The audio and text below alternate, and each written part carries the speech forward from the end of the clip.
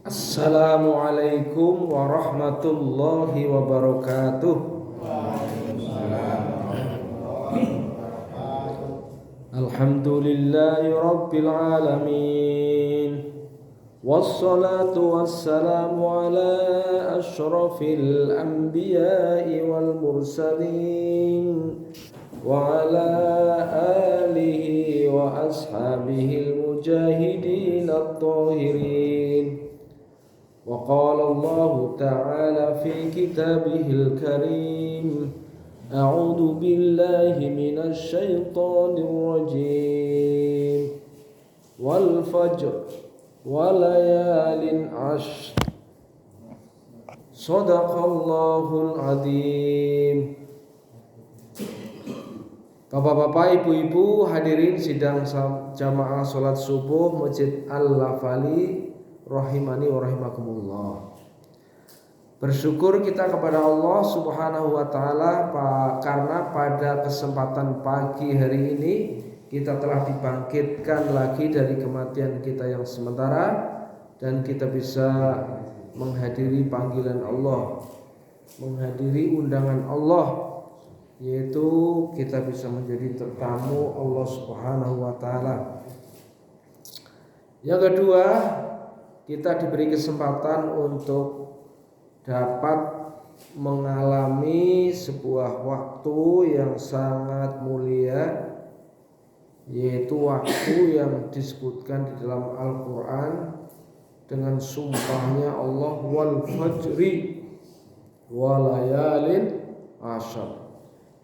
Wal fajri itu adalah sumpah karena ada huruf qasam wawu dan diakhiri dengan majrur yaitu kasroh, yang berarti Allah bersumpah demi waktu fajar.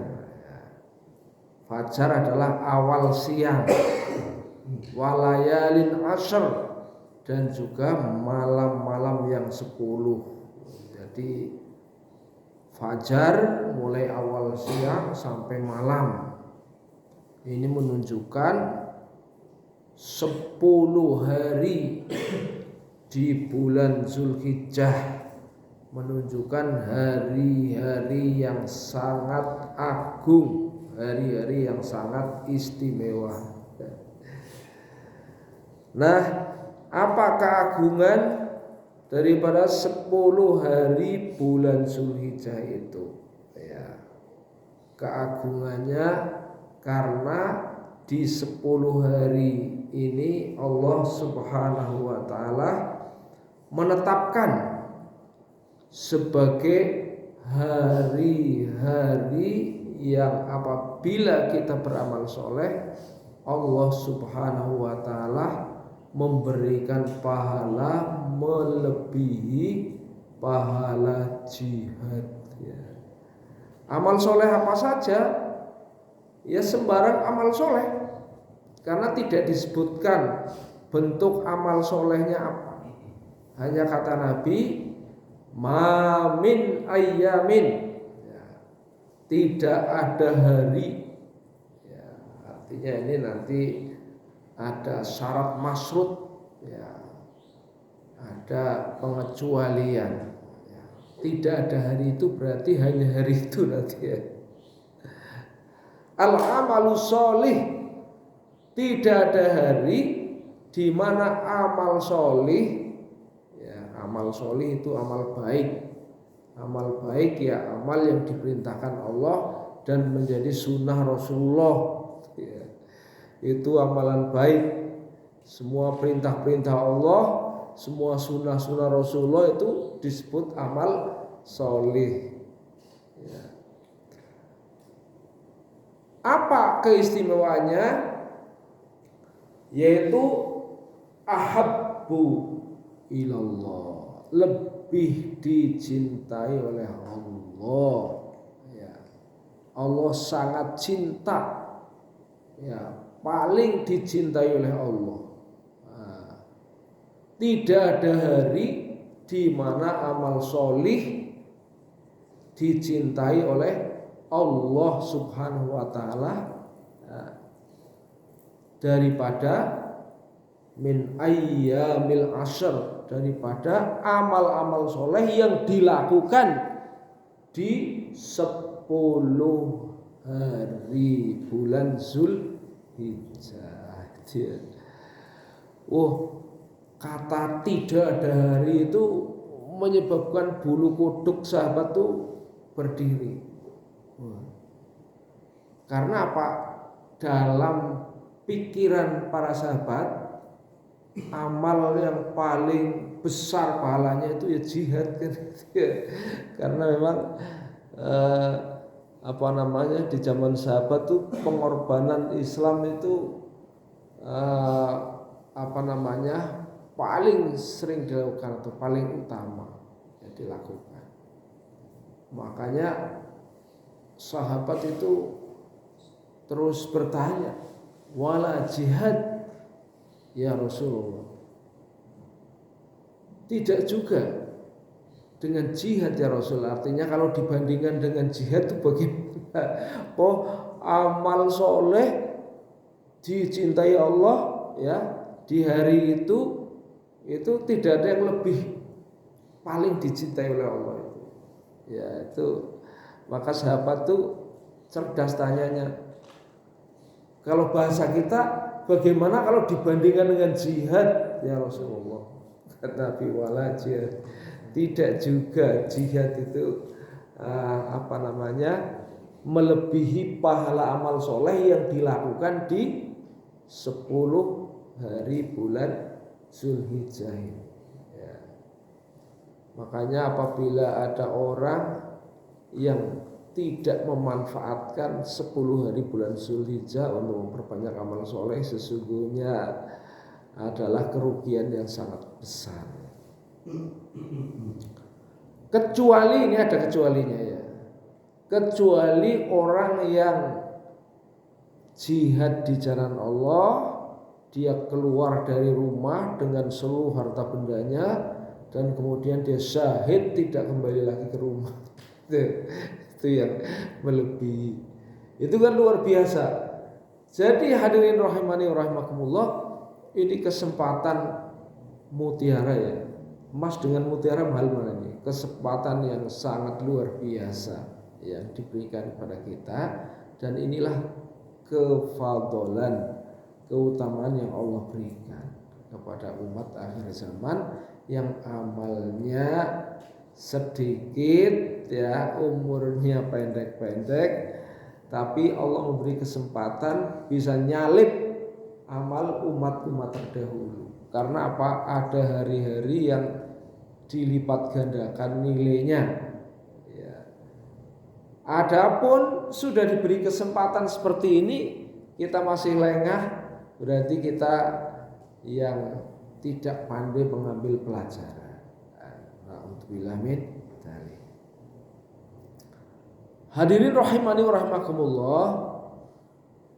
Yang kedua ya, ini bulan istimewa ini adalah bulan yang Allah tentukan dalam Al-Quran ya.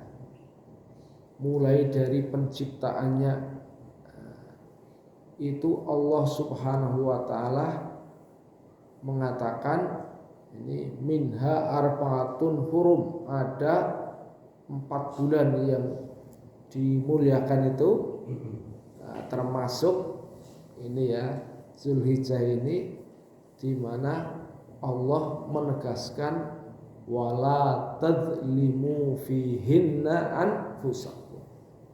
Jangan sekali-kali di bulan itu, termasuk di 10 hari ini ya, kalian berbuat dolim, berbuat dosa ya.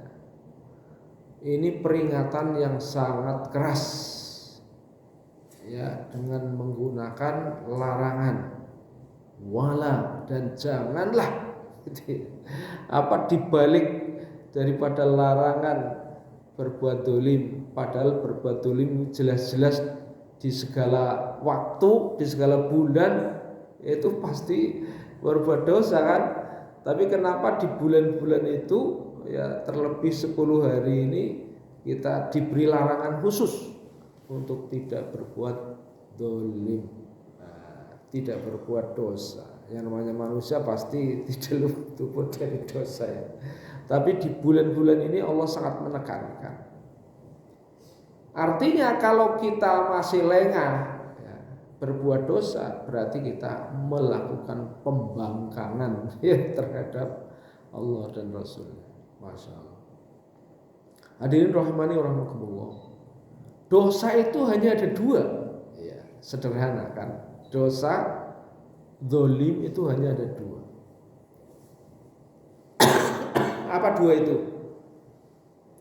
Pertama, ketika Allah memberikan perintah, kita tidak melakukan atau mengabaikan terhadap perintah.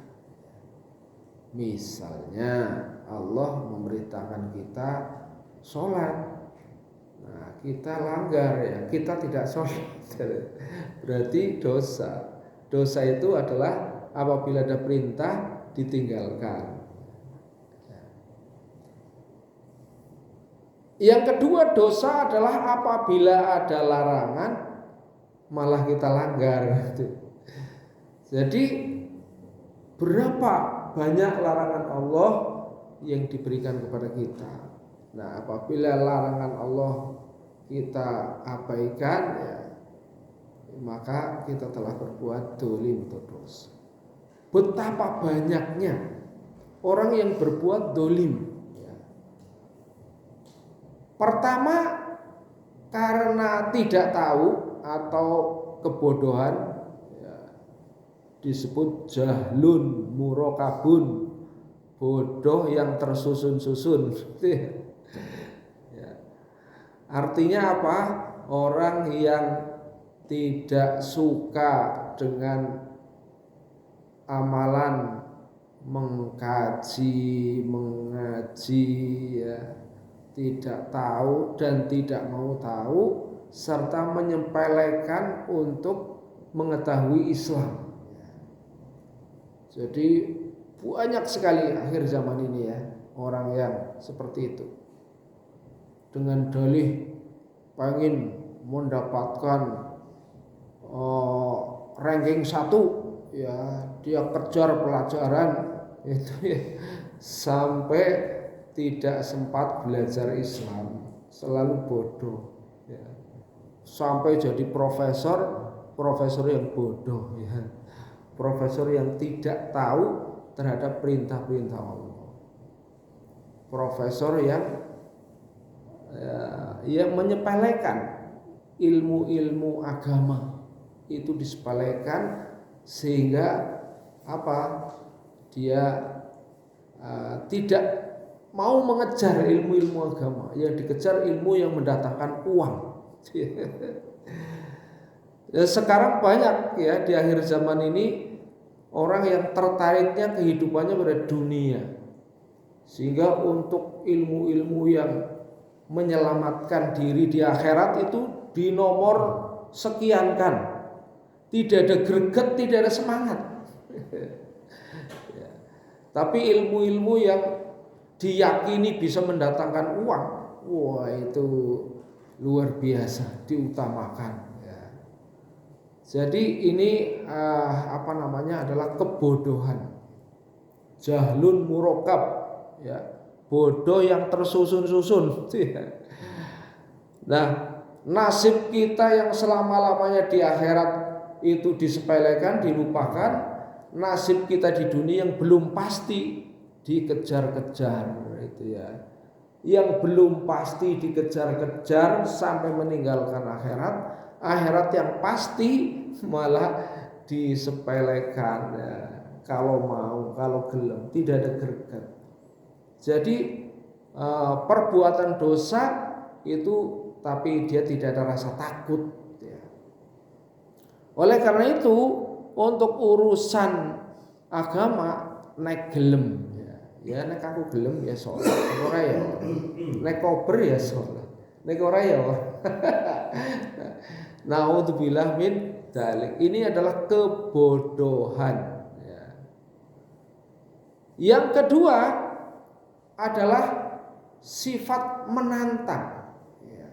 Karena tidak yakin, ya. Sehingga dia tantang. Karena tidak yakin, orang berani menantang. Lah ndopok, mati wis dijebuk. Langsung ngono mati kok dibangkitkan, ditanyakan, ora logis. Jadi ada orang yang menantang karena memang keyakinannya berbeda atau tidak sampai, ya. Tidak meyakini bahwa setelah mati ada hidup kembali, ada pertanggungjawaban, ya. Nah, orang yang seperti itu, orang ATS, dia tidak takut berbuat dosa. Ya.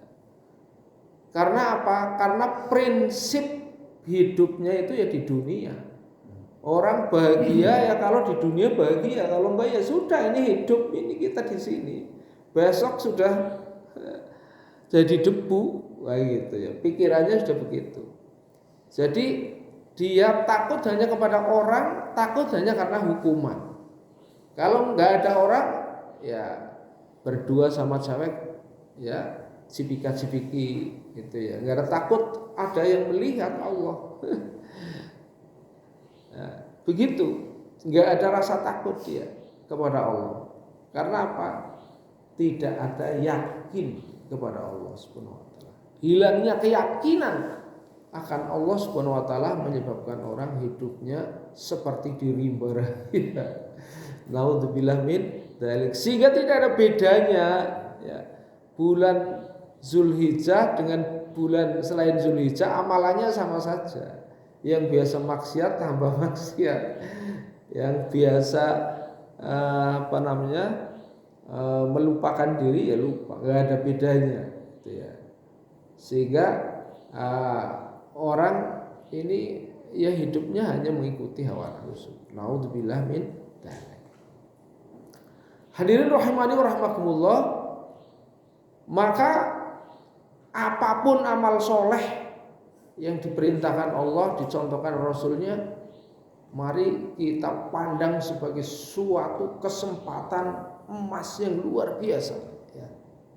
Perintah-perintah Allah kita jaga, larangan-larangan Allah kita hindarkan, ya.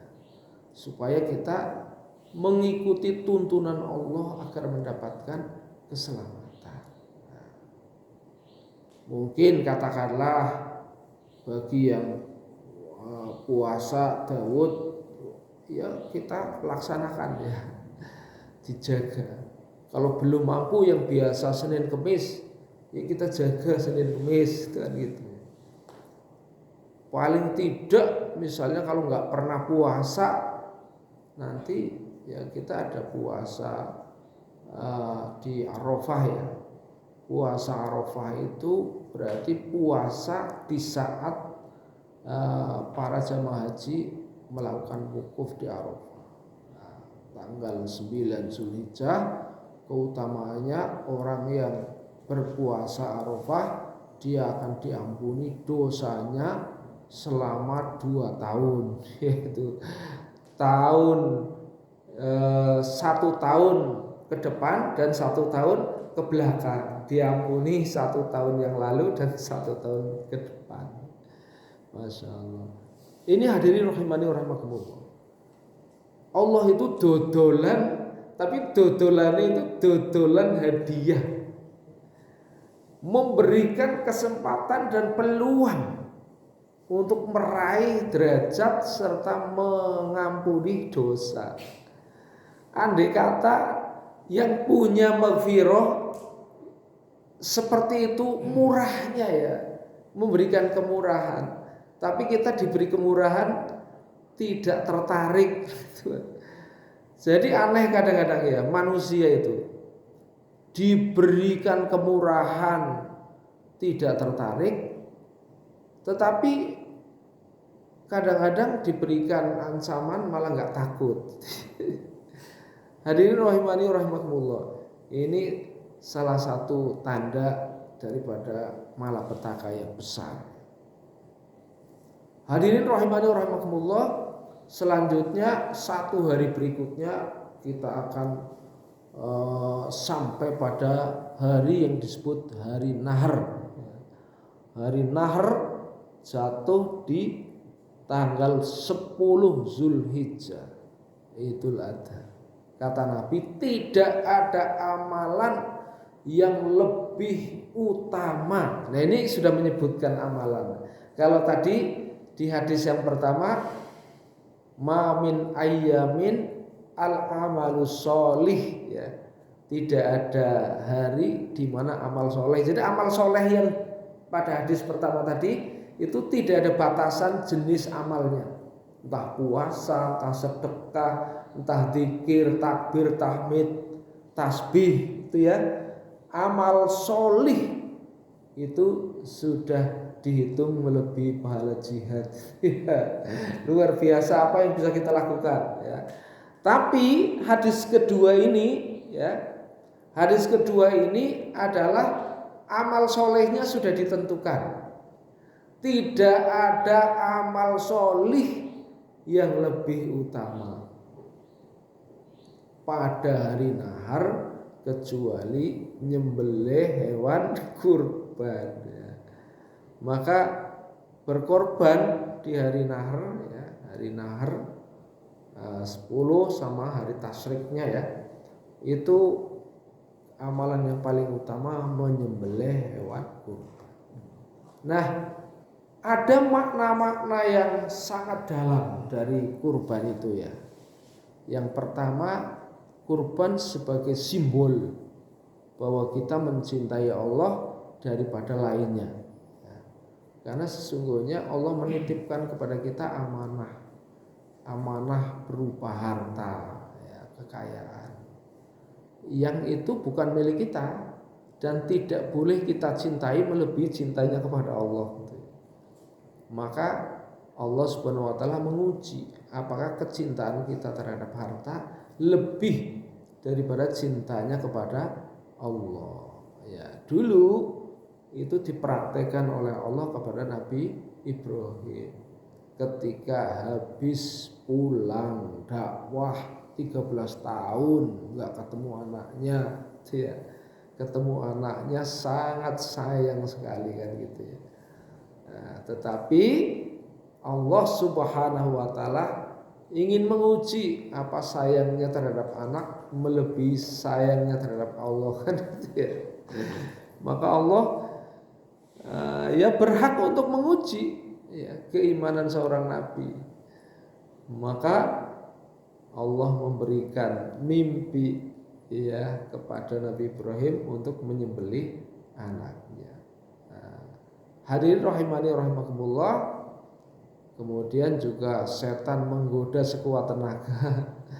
Ya, anak mau disembelih dan sebagainya, macam-macam, ya. Ini tapi pada akhirnya Nabi Ibrahim dengan iman yang penuh, maka dia tidak ragu-ragu lagi untuk bersiap menyembelih anaknya. Menjelang pisau mau ditempelkan ke lehernya, ya, Allah ganti dengan gibas dari surga, kan, gitu, ya, ceritanya. Apa artinya? Itu hakikatnya bukan daripada nyembelihnya itu, ya, tapi hakikatnya apakah dia lebih cinta kepada Allah apa cinta kepada anak, atau yang dalam hal ini kita itu harta, ya. Allah itu tidak butuh daging dan darahnya, ya. Tapi Allah butuh kesetiaan, kecintaan kita kepada Allah. Yang bukan Allah butuh, Allah menguji kecintaannya. Kalau Allah nggak butuh, ya, Allah ingin menguji diri kita di hadapan Allah. Makanya amal menyembelih korban, mengorbankan, itu amalan yang sangat utama karena sebagai bukti kecintaan seorang hamba kepada Allah Subhanahu wa taala. Itu makna simbolis yang pertama. Makna yang kedua, bahwa menyembelih kurban itu merupakan salah satu amal untuk melakukan semacam bagaimana melakukan penyembelihan yang dimakan oleh orang banyak. Artinya apa? Artinya nilai daripada sosialnya sangat mendalam. Sehingga yang korban juga boleh makan, ya, bahkan boleh maksimal sepertiganya itu, yang lain dibagi tetangga-tetangganya, bukan yang kaya tidak dapat, yang kaya dapat, yang miskin dapat, semuanya dapat, ya. Jadi ini adalah wahana syiar, wahana sosial dan wahana syiar yang luar biasa, sehingga ada kebersamaan. Kebersamaan ini akan menjadi embrio orang untuk mencintai tetangga, ya, mencintai tetangga, makan bareng tetangga, kan gitu ya. Sama-sama makan. Ya, ini luar biasa. Hadirin rahimani wa rahimakumullah, yang terakhir bahwa hari raya Idul Kurban ini kenapa Allah Subhanahu wa taala memerintahkan dalam surah Inna A'tayna, ya, fasholli li rabbika wanhar, ya. Setelah Allah mengingatkan Inna A'tayna kal kautsar, sesungguhnya kami berikan kepada kalian nikmat yang banyak, maka sholatlah dan sembelihlah korban. Sholat itu sebagai pertanda pengabdian, ya, penghambaan seorang manusia atau seorang hamba kepada Allah Subhanahu wa taala, karena kita menjadi hamba yang senantiasa mengabdi hubungannya dengan Allah. Sedangkan wanhar adalah peristiwa menyembelih kurban yang nantinya berdampak pada lingkungan dan sosial. Jadi kita makhluk itu kan punya kewajiban hablum minallah dan hablum minan nas, itu ya. Salah satu bentuk hablum minan nas ya nyembelih korban. Kita senyum, kita sapa, kita kasih daging. Wah, itu kan luar biasa. Termasuk wa'at aimut ta'am, memberikan makan. Nah, ini adalah merupakan bagian daripada cara untuk memasuki surga. Tadkhulul jannata bis salam, kalian akan dimasukkan ke dalam surga dengan selamat. Ya, demikian Bapak Ibu yang dimuliakan Allah Subhanahu wa taala, kajian kita pada pagi hari ini. Semoga bermanfaat. Terima kasih atas perhatian dan mohon maaf atas segala kekurangan. Billahi taufik wal hidayah. Wassalamualaikum warahmatullahi wabarakatuh.